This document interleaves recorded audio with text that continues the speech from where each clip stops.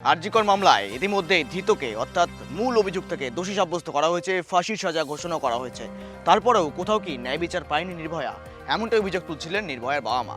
আর এবার এই অভিযোগের এক ধাপ যেন কোথাও আরও এগিয়ে গেল। বারংবার অভয়ের বাবা মা জানাচ্ছিলেন তারা সিবিআইয়ের গতি প্রকৃতি, সিবিআই তদন্ত নিয়ে একেবারেই প্রস্তুত নয়, একেবারে তদন্তে তারা খুশি নন। সেক্ষেত্রে দাঁড়িয়ে থেকে বারংবার সিবিআই তদন্ত, সিবিআইদের গতি প্রকৃতি নিয়ে প্রশ্ন উঠতে শুরু করেছিল চারিদিকে, বিভিন্ন মহল থেকে শুরু করে চিকিৎসক মহলেও। এবং সেখানেই যেন কোথাও আবার সাই জগিয়ে দিল এই ঘটনায়। কেননা এবার দিল্লি গেলেন নির্যাতিতার বাবা মা। সেখানে সিবিআই এর ডিরেক্টরের সঙ্গে কথা বলবেন নির্যাতিতার অভয়ার বাবা মা, এবং সেখানে মূলত তারা আবেদন করবেন সঠিকভাবে তদন্ত করা হোক। পুনরায় তারা তদন্ত প্রক্রিয়া চাইছেন, তদন্ত প্রক্রিয়া এগিয়ে চলুক, এমনটাই কিন্তু দাবি জানাচ্ছেন তারা। ইতিমধ্যে যেমনটা বললাম, ধৃত সঞ্জয় রায় মূল অভিযুক্ত তিনি, এবং অভিযুক্ত হওয়ার পর তাকে কিন্তু দোষী সাব্যস্ত করা হয়েছে, এবং দোষী সাব্যস্ত হওয়ার পর তাকে ফাঁসির সাজা শুনিয়েছে আদালত। এবং সেখানে দাঁড়িয়ে থেকে এত কিছু হয়ে যাওয়ার পর, দীর্ঘদিনের আন্দোলন, দীর্ঘদিনের লড়াই, এত কিছু হয়ে যাওয়ার পরেও এখন আবারও একই ঘটনা সামনে আসছে। আরজি করে নির্যাতিতার বাবা মা বলছেন তারা ন্যায় বিচার পায়নি।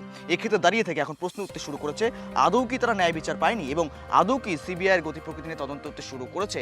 এই প্রশ্নই এখন ঘুরপাক খাচ্ছে সকল মহলে। আবার এক্ষেত্রে দাঁড়িয়ে থেকেই নির্যাতিতার বাবা মা সবচেয়ে বড় গুরুত্বপূর্ণ বিষয়, এবার গেলেন দিল্লিতে এবং সেখানে দেখা করবেন সিবিআইয়ের ডিরেক্টরের সঙ্গে। সেখানে দেখা করে তিনি কথা বলবেন এবং কথা বলে গতি প্রকৃতি নিয়ে কথা বলার জন্য আবেদন জানাবেন।